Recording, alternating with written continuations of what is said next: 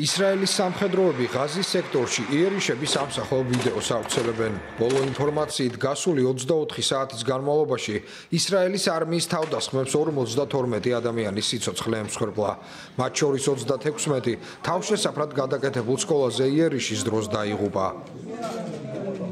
მე ჩემს მეუღლესა და შვილებს ზემოთ გვეძინა. ამ დროს ყველაფერი ძირს ჩამოიყარა.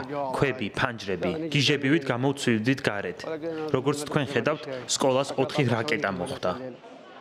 ისრაელის არმიაში აცხადებენ, რომ მათი სამიზნე ჰამასი იყო, რომლის მებრძოლებიც ამ სკოლიდან მოქმედებდნენ. როგორც ცნობილია, ისრაელმა მარტში განაახლა სამხედრო შეტევა ღაზის სექტორზე. უცებ გამეღვიძა და უკვე ნანგრევების ქვეშ ვიყავი, მხოლოდ თავი მქონდა ამოყოფილი. ჩემი შვილები, მათ შორის წლინახევრის ვაჟი და ჩემი ქმარიც ნანგრევების ქვეშ იყვნენ. არ ვიცოდი როგორ გამოვსულიყავი.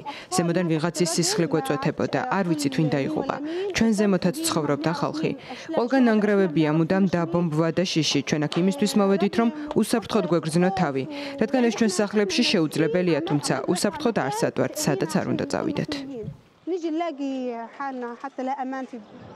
აფეთქებების ხმა ისმოდა ასევე ხან-იუნისში, სადაც ასევე ძლიერი დაკვამლიანება შეინიშნებოდა. ამასთან ისრაელის არმიაში აცხადებენ, რომ 26 მაისს ღაზის სექტორში საკვებით, მედიკამენტებითა და სამედიცინო მარაგით სავსე 170 სატვირთო შევიდა.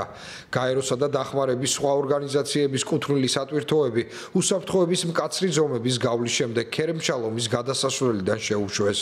გასულ კვირას ისრაელმა მოკავშირეების ზეწოლისა და მოსალოდნელ შიმშილთან დაკავშირებული გაფრთხილებების შემდეგ თითქმის 3 თვიანი ბლოკადა მოხსნა და ღაზის სექტორში გარკვეული დახმარების შეტანა დაუშვა. ისრაელი აცხადებს, რომ კონტროლს დაამყარებს ღაზის სექტორზე და ბრძოლას გააგრძელებს იქამდე, სანამ ჰამასი სრულად არ განიარაღდება ან განადგურდება და სანამ დაჯგუფება ყველა მძევალს არ გაათავისუფლებს.